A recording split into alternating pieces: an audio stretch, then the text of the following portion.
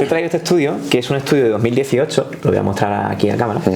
Es un estudio que, bueno, hicieron una serie de expertos en la materia del dolor y dijeron, oye, mira, vamos a sentarnos aquí, vamos a tomarnos un café y vamos a intentar poner en común cuáles son todos los factores que hemos demostrado que hay evidencia científica de que influyen en el dolor. Entonces, claro, cuando tú le enseñas esto a una persona, le explicas que cada circulito de esos es un factor. Yo nunca los he contado, sinceramente, eso, pero aquí tienen que haber 300 circulitos como mínimo. Claro, evidentemente, cada circulito tiene una explicación y también podríamos encasillarla dentro de un contexto. Entonces, ellos dijeron, mira, para facilitar el aprendizaje, vamos a llamar factores individuales a aquellos que tengan que ver con la persona en sí, que puede ser, tengo una patología autoinmune, tengo un historial familiar positivo de dolor crónico, me he criado en un entorno o en una educación en la que siempre escuchaba a mi padre o a mi madre decir, ay, la rodilla, ay, cómo me duele la rodilla, es que la rodilla, no es casualidad que yo desarrollara dolor crónico de rodilla porque en mi casa todo era la rodilla. Son factores más individuales. Entra también un poco la genética, no tanto como se le quiere dar, pero entra la genética. Luego están los factores psicológicos, que si te fijas es una nube bastante extensa. Ojo, cuidado, no quiere decir que el dolor sea psicológico, cuidado con esto, pero sí que evidentemente el factor psicológico es muy importante, ¿no? Entramos con el factor biomecánico. Aquí entra, por ejemplo, si soy una persona sedentaria, estoy todo el día sentado, pues mi posición, mi postura, si mi trabajo tiene un movimiento repetitivo porque trabajo en el campo, estoy siempre igual, si soy una persona que trabaja sentado, si tengo sobrepeso, obesidad y mi peso, mi centro corporal se va hacia adelante, entonces mi cuerpo tiene que compensar para no caerme hacia adelante, si soy mujer y en mi trabajo tengo que llevar tacones, entonces mi sistema tiene que reajustarse para no caerse hacia adelante. Hay muchos factores biomecánicos que tienen que ver con, pues eso, con la biomecánica de nuestro cuerpo y nuestro movimiento. Factores nociceptivos. Estos son quizás los más complejos de explicar porque estos son las adaptaciones que se han producido tanto en esa fase 1 como en esa fase 2, incluso en esa fase 3. Digamos, es a nivel neurofisiológico qué adaptaciones se están teniendo en cuenta, se están llevando a cabo porque ese dolor crónico ya está produciendo esas adaptaciones como mecanismo de defensa. Y aquí, por ejemplo, podemos explicar la hiperalgesia, que es cuando una persona se expone a un elemento que normalmente le genera poco daño, poco dolor, pero ahora le genera mucho más dolor, una hiperalgesia. Por ejemplo, una persona que tiene muchos tatuajes, le encanta ponerse tatuajes, desarrolla dolor crónico y cuando va a hacerse un tatuaje, aunque lo hace porque quiere y en ese contexto de voluntariamente hago, le duele más que la anterior vez y dice, uy, hoy me ha dolido más que otra vez. Algo que antes te dolía un poquito, ahora te duele mucho más. Eso sí es una hiperalgesia. Y luego hay otra que está bastante fastidiosa, por no decir otra palabra, que es la alodinia, que es el dolor al tacto, para decirlo traducidamente así fácil para que la gente lo entienda. Hay personas que te dicen, Chema, es que no tengo relaciones sexuales con mi pareja porque si me toca me duele, solamente con el roce. O hemos tenido un caso en el programa de una persona que no se podía vestir porque el tacto de la ropa le quemaba la piel. No se podía duchar con una ducha porque el tacto del agua cayendo sobre su piel, ya se veía fuera caliente o fría, le generaba dolor y iba desnuda por su casa. O sea, hemos tenido casos de alodinia muy avanzados, muy avanzados, de que si tu niña te da un abrazo, ¡ah, quita! Y tu niña ya no te da más abrazo porque no entiende el por qué, pero tú te asustas. Esas son ya cosas muy avanzadas, vamos a hablar de un dolor crónico muy avanzado, ¿no? Pero estos son ya más neurofisiológicos. Luego tenemos, voy a dejar el naranja para el final, que es el más interesante. El rosa, que es el de los hábitos de vida. ¿Cómo duermo? ¿Cómo me alimento? Si entreno, si soy una persona activa, si soy sedentaria. Aquí, por ejemplo, se ha visto que el sueño es súper importante. De hecho, es una de las cosas que más trabajamos en el programa porque tiene una incidencia en el dolor espectacular, tanto agudo como crónico. Pero normalmente en el crónico mucho más porque o el dolor ha generado unos problemas de sueño o los problemas de sueño han perpetuado ese dolor. Entonces, la pescadilla que se muerde la cola, ¿no? Factor contextual. De este se habla poco. Tú cuando vas al médico con un dolor persistente, entendemos, no te pregunta, ¿tú cómo estás en tu trabajo? ¿Tú te sientes cómodo en tu trabajo? ¿O en tu lugar de trabajo? ¿O te gusta tu casa, tu vecindario, tu coche? ¿Tú estás cómodo en la ciudad en la que te has mudado? Pues eso también tiene que ver. Si yo he experimentado un cambio de trabajo, un cambio de contexto, un cambio de ciudad, eso también está influenciando en toda la coctelera, ¿no? Este gris es el social laboral. Aquí entran tus relaciones sociales tanto con amistades, con compañeros del trabajo, con familiares como con parejas. Muy importante, está la parte psicológica con uno mismo y luego esas interacciones con tu entorno. Fíjate, entre la psicología, el aspecto social y contextual, estos tres están muy ligados. Cómo yo me relaciono, porque somos seres sociables, con mi pareja, con mi padre, con mis hijos, con mis trabajadores o con mi jefe. Entonces esto también tiene que ver con tu dolor. Yo no te he mencionado todavía la rodilla, como te has podido dar cuenta. Lo he dejado para el final. El último de todos ellos es el factor lesión, el factor daño. Evidentemente está dentro del cóctel, porque lo que he dicho antes, si hay un incendio y se ha quemado este armario, tendremos que coger este y repararlo o apagarle fuego. Pero lo que se ha visto, y ahora te enseñaré un ejemplo de un caso real, es que cuando hay un dolor crónico, y llamamos dolor crónico a aquel que dura más de 3-6 meses y que ha producido, lo veremos luego, una serie de cambios en nuestro cerebro, el factor daño deja de ser relevante. O sea, el factor tengo un menisco roto, tengo una hernia, tengo artrosis, es insignificante. Pero esto no lo dice yo, ¿no? Sí, es que además, es claro, chocante, claro. Mi pregunta era, porque entiendo que la fibromialgia es como que todos entendemos que puede haber algo emocional, que cuando hablas con alguien te dice, bueno, pues a mí me ha aparecido una ruptura sentimental en un momento de estrés, es como que a veces lo relacionas, pero claro, cuando hay algo, piensas que algo estructural, como es una hernia o como es un menisco roto o como pueden ser unos huesos que rocen algo, o sea, cómo el trabajar todo ese contexto te puede ayudar a aliviar ese dolor. Claro, pues, nosotros, por ejemplo, dentro del el proceso de educación en neurociencia del dolor, ese proceso didáctico que nosotros hacemos, enseñamos muchos estudios científicos de personas que tienen daño, o sea, tienen una lesión y no tienen dolor. Yo he puesto el ejemplo aquí del chico que corría y la chica con el cuchillo, ¿no? Hay otros muchos estudios de personas con hernias sin dolor, personas con artrosis sin dolor, personas con cualquier patología sin dolor. Son estudios de personas asintomáticas, porque claro, tú imagínate, yo tengo un presupuesto y soy investigador y digo, bueno, yo quiero solucionar el problema del dolor de espalda, ¿no? Que es el más expandido en nuestro mundo. Vale, pues voy a hacer un estudio de por qué a Jesús le duele la espalda. Vamos a hacerle un escaneo, una resonancia y vamos a hacer un estudio de cómo aplicar, no sé, terapia manual o la que sea en el caso de Jesús. Te hago una resonancia, aparece tu hernia y tus cosas típicas de la edad, de o sea, jugar baloncesto, los impactos, lo que sea. Vale, y digo, claro, a Jesús le duele la espalda porque tiene esta hernia. Bueno, pues hubo un grupo que dijeron, vale, se sabe que el 80% de las personas en el mundo tienen dolor o han tenido dolor crónico de espalda alguna vez en su vida. Y ellos dijeron, ¿y si en vez de estudiar a las personas del 80%, estudiamos a ese 20% que nunca ha tenido dolor de espalda? ¿Qué tendrán de especial? Hicieron un estudio con, creo que fueron 4.000 personas a las que nunca le había dolido la espalda, nunca jamás. Hicieron una resonancia a todos ellos. Imagínate buscar financiación para hacer resonancias a gente sin dolor. ¿Y sabes qué fue lo que se encontraron? Que todos tenían lesiones, todos. Y una cosa muy interesante fue que a más edad, más daño en el tejido, más desgaste, más hernia, más protusiones, más artropatía, más de todo, más artrosis, pero no tenían dolor. Entonces estos estudios fueron los que empezaron a decir, entonces la fase 1, que es el daño, y la fase 3, que es el dolor, no van de la mano. Claro, porque fase 1 era al 100%. Fase 1 tienes ahí una hernia, claro. Tienes ahí una espondilolistesis, tienes ahí artrosis, tienes un menisco roto y no tienes dolor. Entonces no puede haber un conducto de la fase 1 a la fase 3, que nos falta, la fase 2. Entonces tú analizas, por ejemplo, el contexto de esas personas y se han visto muchos estudios con tribus indígenas que no tienen un conocimiento sobre qué es una hernia. Y eran personas que trabajaban en el campo, en Australia sobre todo un estudio muy interesante, que trabajaban en el campo doblando la espalda, cogiendo las cosas sin herramientas de la nueva tecnología, y cuando llegaron los colonos, los médicos dijeron, oh, madre mía, estás doblando la espalda, esto no es así, no llevas zapatos, mira, ponte así, pon esta postura, hazlo así, porque entonces la espalda se dobla, mira cómo tienes la espalda de mal, te voy a hacer una resonancia, tienes una hernia. Adivina qué pasó con el porcentaje de dolor en las tribus. Se disparó, o sea, fue el conocimiento superior de los colonos los que hizo a los propios indígenas, que eran inconscientes de lo que era un cuerpo por dentro porque no tenían las capacidades, los que empezaron a meterle el miedo de, uy, ya no puedo doblar la espalda, uy, me han dicho que tengo una hernia, uy, preocupación, incertidumbre, catastrofismo, aumenta el dolor. Entonces al final el entender que el concepto que tiene la persona sobre el dolor es mucho más importante de lo que tiene, porque aquí tienes a una persona que tiene un menisco roto luxado con artrosis, que lleva sin dolor desde que afortunadamente apliqué la educación de la ciencia del dolor, ¿no? Entonces, claro, nosotros a estas personas les decimos, para que ellos lo vean gráficamente, ¿no? Les enseñamos ese gráfico que te he enseñado antes y le digo, y ahora, Jesús, voy a analizar tu dolor. Ahora que yo te he explicado paso por paso cada uno de esos factores y tú has entendido la incidencia que tiene cada uno de ellos, hablábamos antes en el café de esas culturas, ¿no? En las que a lo mejor cuando tú cumples 18 años te atraviesan un palo por la boca y tú estás feliz porque soy un hombre ya, claro, y me han atravesado un palo por la boca, o las mujeres les ponen los aros. Bueno, yo les enseño una tribu que se tienen que tirar desde una torre de 15 metros atados a una liana y si sobreviven ya son adultos. Si no sobreviven, pues no eres un adulto.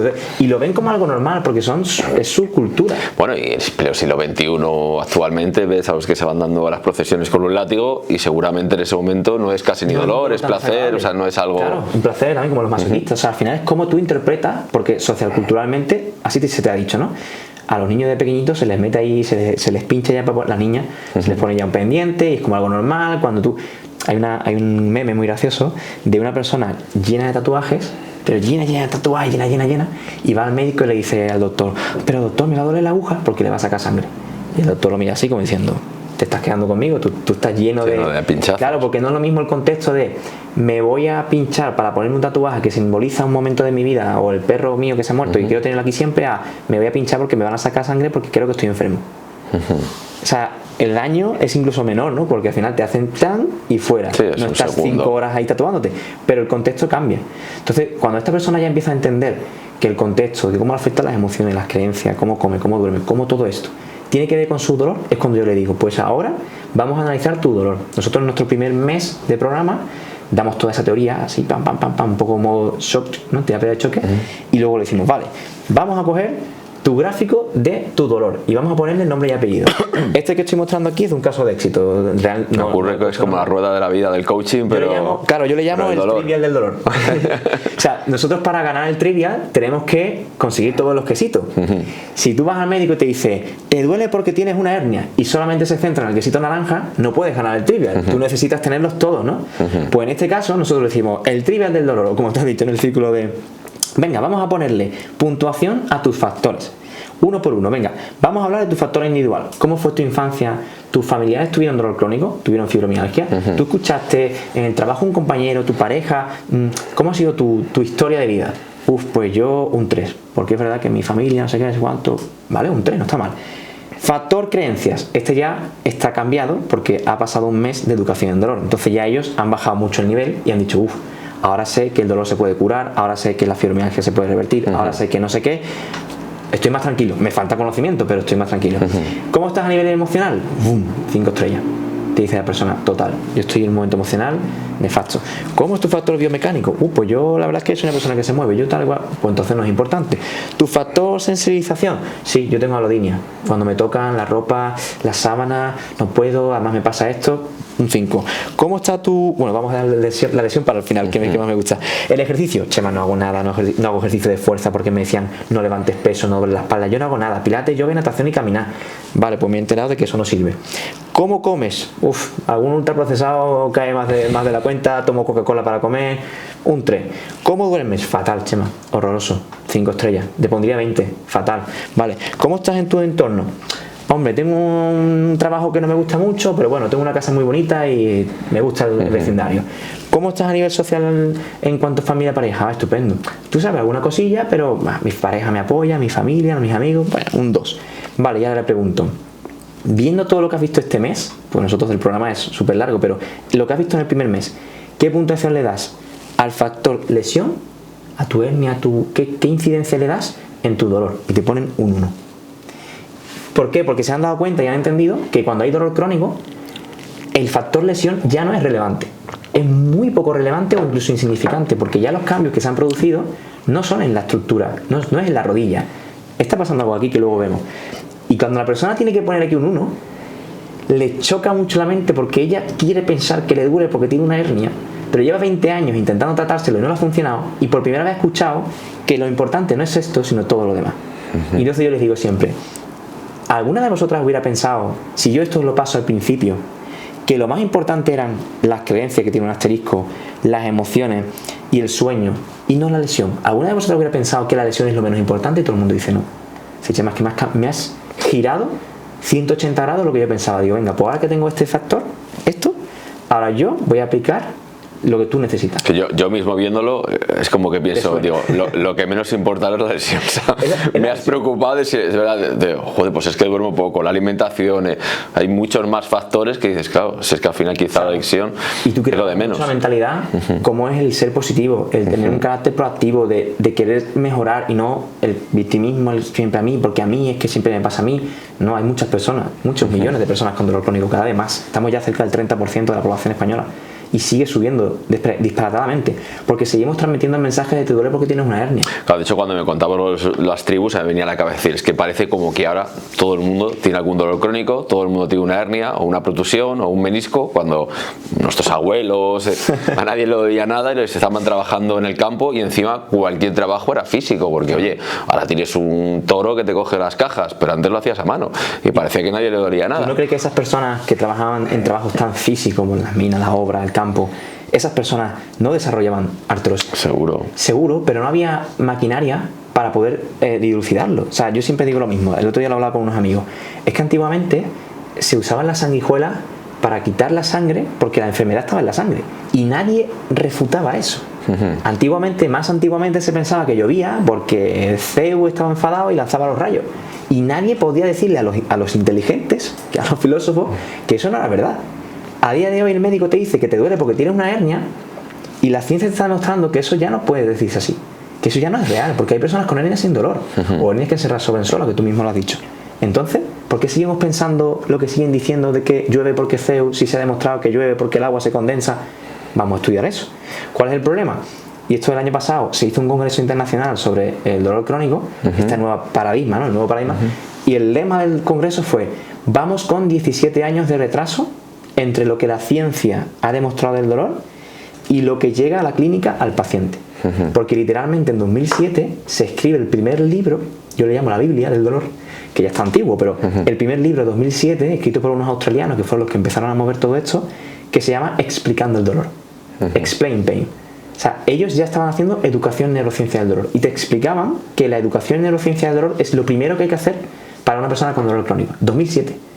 Estábamos en 2024 y el lema del congreso era: llevamos 17 años de retraso, porque se sigue diciendo hoy que te duele porque tienes una hernia, cuando hace 17 años ya había un libro que decía: no, esto no es así, hay que ver qué está pasando aquí, las emociones, tal cual.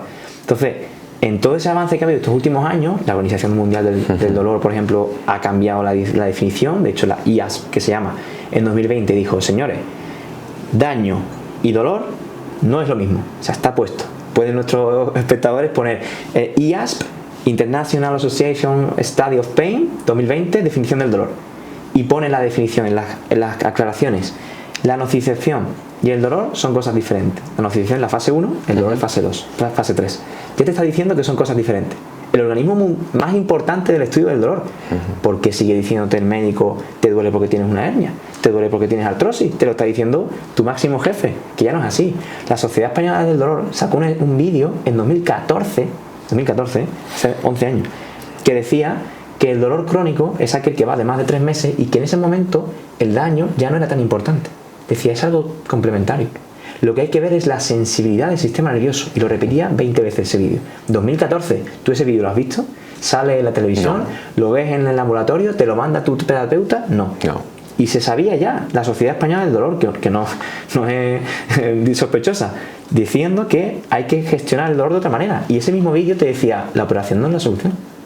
Ese mismo vídeo te decía, la operación no es la solución. Busca una segunda opinión. Cuando tienes dolor crónico, oye, si me he roto la pierna y tengo la pierna así, hay que operar. Sí, eso se llama bandera roja, hay que intervenir. Pero en dolores crónicos no, porque se ha visto que lo que se produce es una alteración del sistema nervioso central. Entonces, si yo tengo una alteración en mi sistema nervioso central, ¿para qué me opero la rodilla? Voy a intentar cambiar esto. Y luego, en 2019, surge un nuevo concepto de una nueva enfermedad, una nueva patología, que es que el índice de clasificaciones mundiales, la ICD-11, en 2019 dice: señoras y señores, tenemos una nueva patología. No es que tengamos una nueva patología, una nueva enfermedad, sino que le vamos a poner el nombre que se merece. Porque antiguamente estas personas con dolor de más de 3-6 meses se decía que era un dolor no oncológico. Era o dolor oncológico de cáncer o no oncológico. Entonces tú decías, ¿tengo dolor oncológico? No, usted tiene no oncológico. ¿Y eso qué significa? Que no es cáncer. Ya, pero ¿qué significa? No sabemos.